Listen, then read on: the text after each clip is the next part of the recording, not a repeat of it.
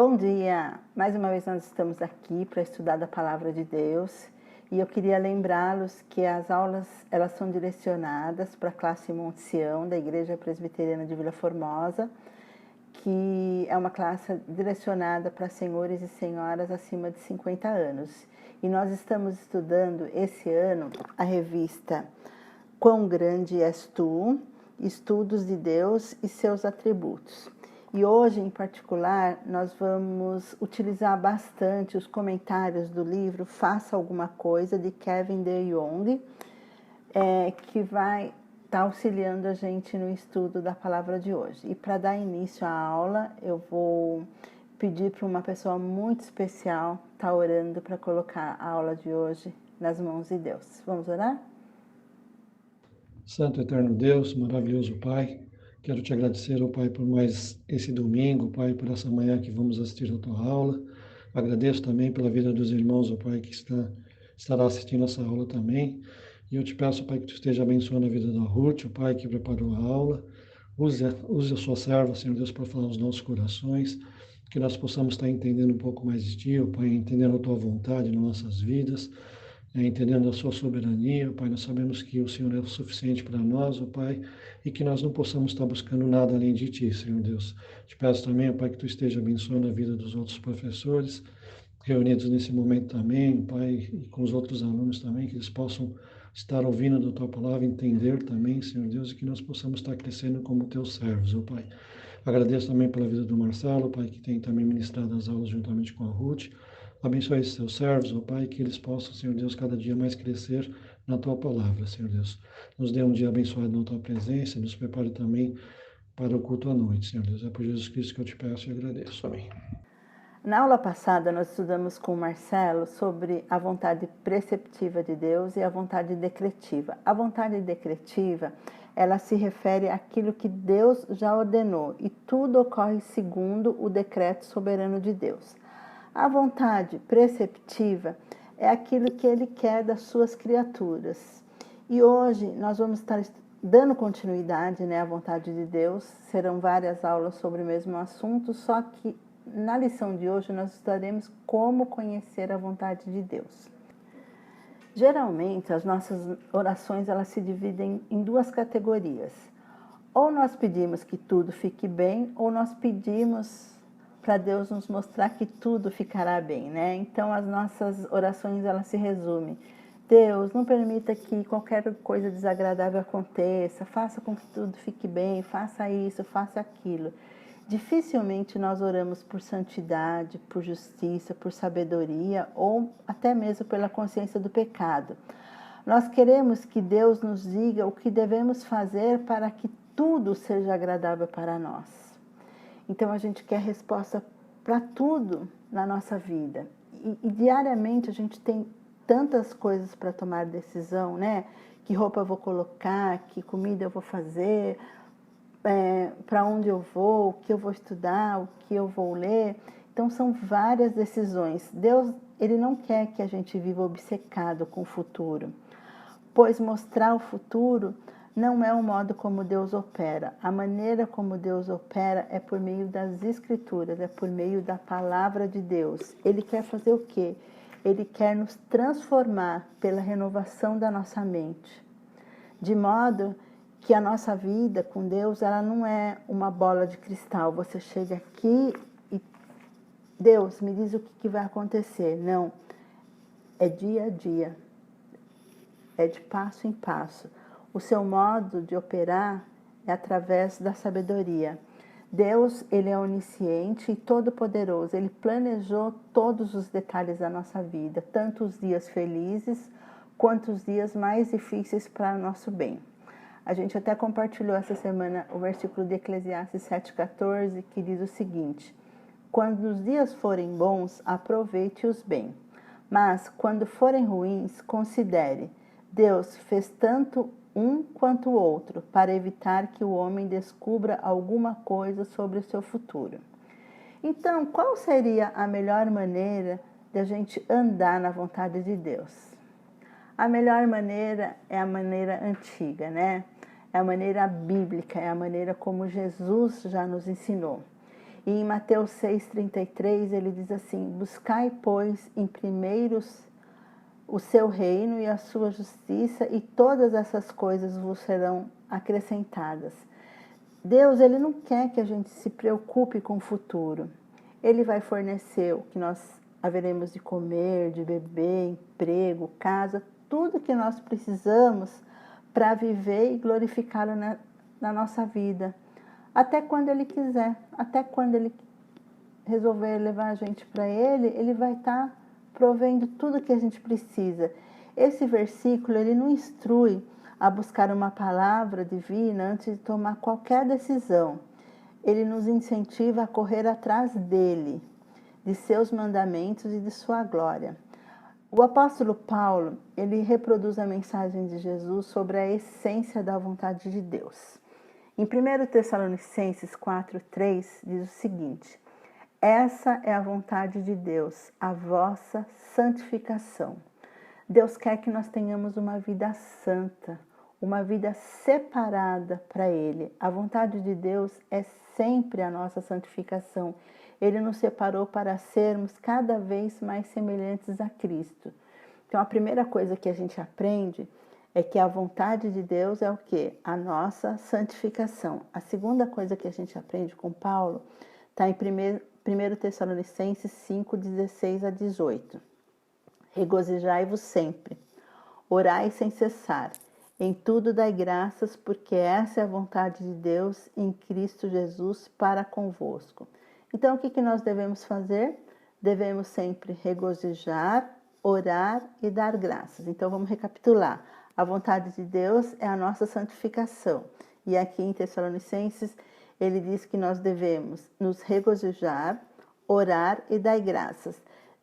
A gente deve se concentrar em praticar esses versículos na nossa vida, ser cheio de alegria, orar continuamente, dar graças a Deus em toda e qualquer circunstância. Por quê? Porque essa é a vontade de Deus para nós em Cristo Jesus. Em terceiro lugar, devemos conhecer a vontade de Deus para que possamos dar fruto e conhecê-lo melhor.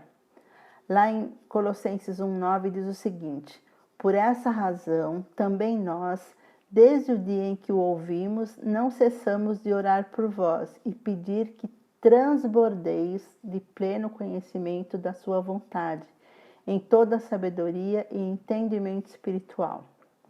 Transbordar do conhecimento da vontade de Deus não significa receber mensagens divinas sobre os nossos planos, mas significa o que, segundo esse versículo?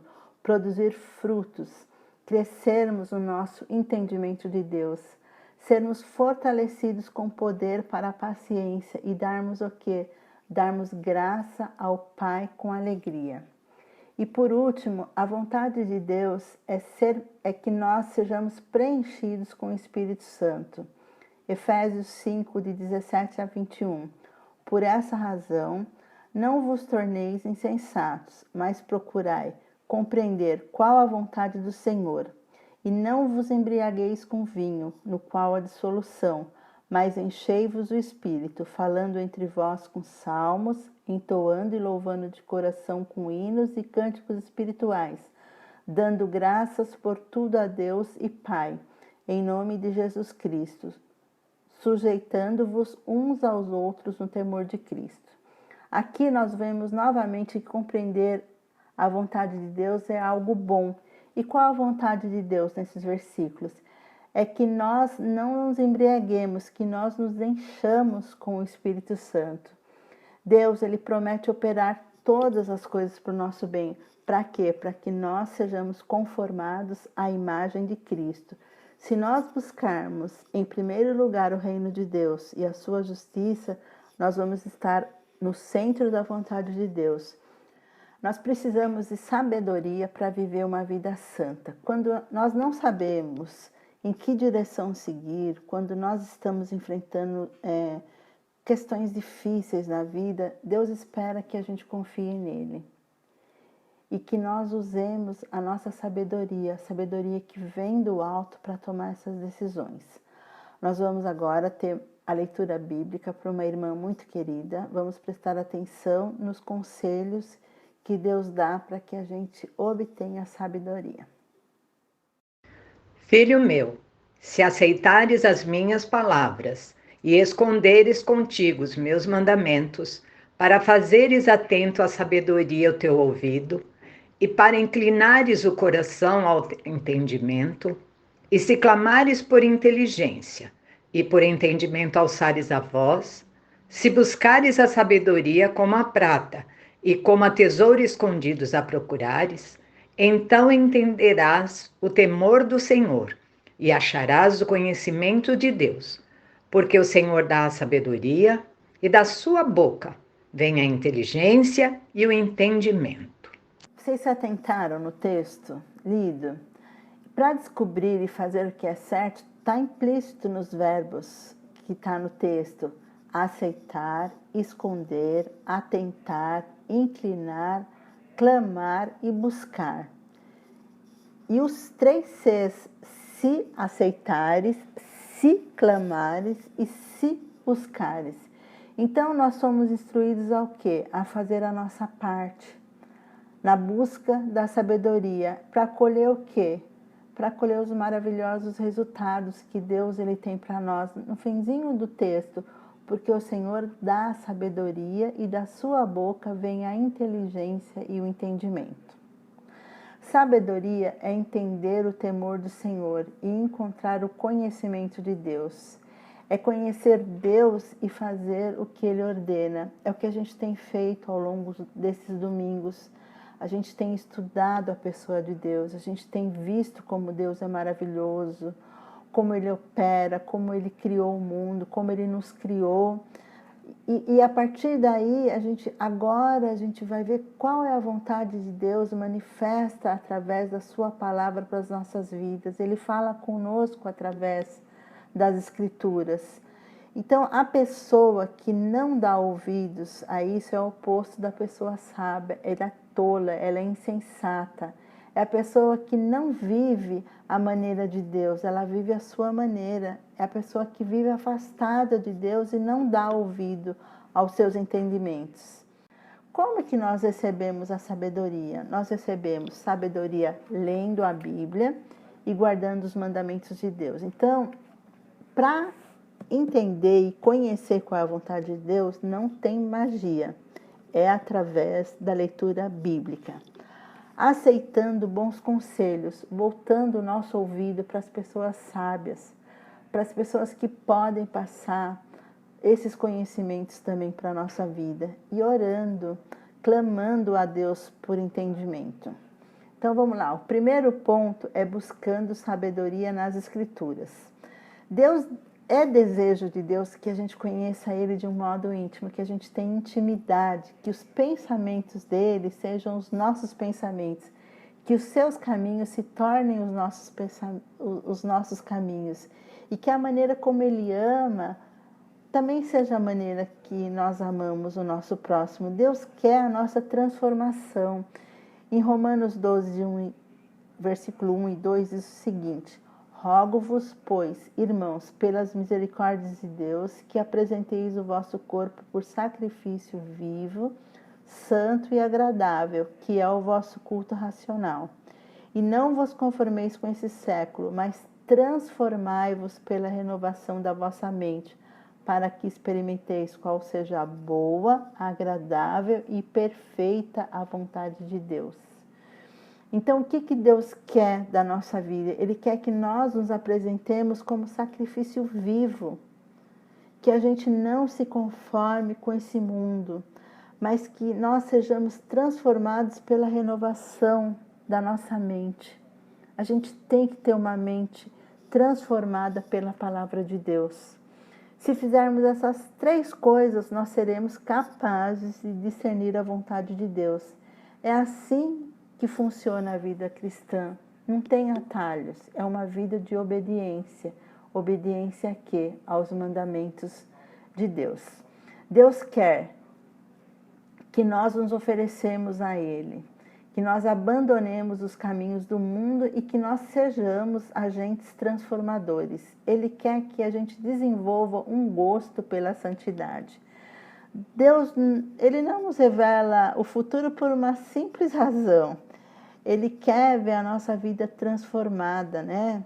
Naquilo, quanto mais nós contemplamos a Cristo, mais nós vamos ficar parecido com Ele. Quanto mais nós andarmos com Ele, mais nós ficaremos parecidos. Quanto mais a gente ouvir da sua palavra, mais nós vamos praticar ações como Cristo praticou. Então, Deus quer que nós contemplemos a sua glória para que possamos ser transformados à sua semelhança. Em 2 Coríntios 3,18 diz o seguinte: e todos nós, com o rosto desvendados, contemplando como por espelho a glória do Senhor, somos transformados de glória em glória, na sua própria imagem, pelo Senhor, o Espírito. Então, quando a gente fica muito próximo de alguém, a gente termina ficando parecido. A gente fala do mesmo jeito, a gente sorri do mesmo jeito, a gente conta as histórias do mesmo jeito. E é isso que Deus ele espera da nossa vida. Que a gente fique tão íntimo de Jesus Cristo a ponto de não se saber mais quem é quem. Mas de eu não ser mais eu, mas ser Cristo vivendo em mim, de eu falar e de eu agir como Cristo fazia. Então, o primeiro passo para eu entender a vontade de Deus é através das Escrituras. Eu vou ter uma mente renovada, uma mente transformada. Eu vou ser um agente de transformação a partir do momento que eu entender aquilo que Deus quer para mim. Em segundo lugar, as pessoas sábias leem e memorizam as Escrituras, amam ouvir, né? Quando elas são lidas, pregadas e cantadas. Precisamos ouvir o que outros cristãos, eles também dizem a respeito da Bíblia. Se nós quisermos tomar decisões sábias, nós precisamos buscar o conselho dos outros. Às vezes não está claro para a gente não consegue, às vezes a gente está tão envolvido em determinado problema que a gente não consegue perceber o que Deus está querendo falar para a gente através das Escrituras. E é tão bom, tão gostoso quando a gente vai buscar o conselho de alguém e a pessoa nos instrui segundo a palavra. Ela consegue fazer a gente olhar para Deus, olhar para Jesus Cristo, olhar para a misericórdia, olhar para o perdão, ver o que Deus quer para a gente através das Escrituras. Então, tenha bons mentores, pessoas com quem você possa conversar, bons amigos, boas conversas ao redor da Bíblia, né? Veja o que Provérbios fala, Provérbios 1:5. Ouça o sábio e cresça em prudência, e o instruído adquira habilidade. Provérbios 15:22. Onde não há conselho, fracassam os projetos, mas com os muitos conselheiros há bom êxito. Provérbios 19:20. Ouve o conselho e recebe a instrução, para que sejais sábios nos dias por vir. Peça conselhos. É bem provável que você ouça a voz de Deus da pessoa que está te aconselhando. E olha, nós vimos sabedoria de Deus nas Escrituras, sabedoria de Deus nos conselhos e agora sabedoria de Deus na oração. Como é que nós devemos orar? Ore pedindo a Deus a iluminação, para que Deus abra a sua mente para entender as Escrituras e aplicá-las à vida. Deus pode mostrar coisas maravilhosas em suas palavras, se nós pedirmos isso a Ele. Ore por sabedoria. Não temos sabedoria porque nós não pedimos. O desejo de Deus é que nós tomemos decisões que nos ajudem a sermos mais semelhantes a Cristo e a glorificá-lo. Então, ore por sabedoria. Ore por coisas que você já sabe que é da vontade de Deus. Ore para ter boas motivações na hora de tomar uma decisão. Ore por uma postura de confiança, de fé, de obediência. Ore por humildade e capacidade de aprender. Ore para que o Evangelho seja proclamado. Viver biblicamente é uma guerra. Nós precisamos lembrar que não é fácil. nós estamos numa batalha, né? Viver com base naquilo que Deus ele quer para a gente é andar na contramão daquilo que o mundo quer, na contramão dos nossos desejos. Mas a grande parte da batalha é vencida quando nós passamos a entender o que Deus quer que façamos. E em seguida nós começamos a lutar a batalha da fé. Tem uma música que diz assim: viver com Deus é ter que nadar contra a maré. E é isso, gente. Não é fácil, é uma vida de batalha. É muitas vezes ir contramão naquilo que nós queremos. Então, nessa fase da vida que nós estamos vivendo, depois dos 50, ao entardecer da vida, eu quero encorajar tanto a você quanto a mim a aproveitar os seus dons e a experiência para ajudar os mais jovens a caminharem com sabedoria. Como é bom, assim, eu fiquei pensando o que eu podia passar para vocês dessa aula. E, sinceramente, vocês têm muito mais para ensinar do que eu mesma. Então, por que não aproveitar o que vocês têm, essa sabedoria, essa experiência? Tantas pessoas já passaram por tantos momentos difíceis e puderam experimentar a companhia de Deus, a direção de Deus. Por que não repassar isso para as pessoas que estão sofrendo hoje? E de uma maneira tão simples, sabe? Com tanta sabedoria. Eu tenho visto isso em tantas senhoras com quem eu tenho mais contato. A forma como elas colocam a vida dela nas mãos de Deus, como elas oram, como elas vivem gratas a Deus por todas as coisas que acontecem. Então aproveita isso, gente. Passa para frente, passa para essa molecada, para esses jovens, para esses adolescentes, esse conhecimento que vocês têm acerca de Deus. Seja um bom exemplo de responsabilidade sólida e fiel. Seja um modelo de consistência, sabe?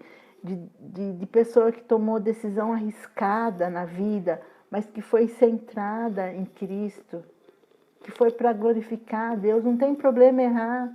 Seja sincero quando você fracassar, quando tiver que dar um passo para trás, mas que as motivações do seu coração possam ter sido para realmente glorificar a Deus, né?